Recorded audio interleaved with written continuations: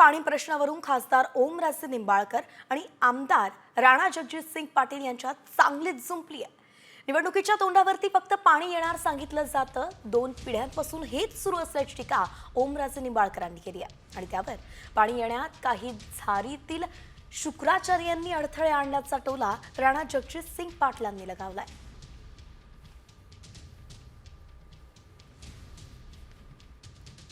मला वाटतं आता कितवी पिढी त्या कृष्ण मराठवाडा सिंचन प्रकल्पाचं गाणं गाते माहित नाही, पण खरंच आम्हाला सुद्धा खंत वाटते जेव्हा निवडणूक येते त्यावेळेस प्रत्येक जण म्हणते की नाही आता पाणी आणलं होतं। त्या चिमणीची गोष्ट माहितीये का? चिमणी दार उघड मध्ये थांब माझ्या लेकराला आंघोळ घालू, थांब माझ्या लेकराला गरज काढू, हे असं चालू आहे।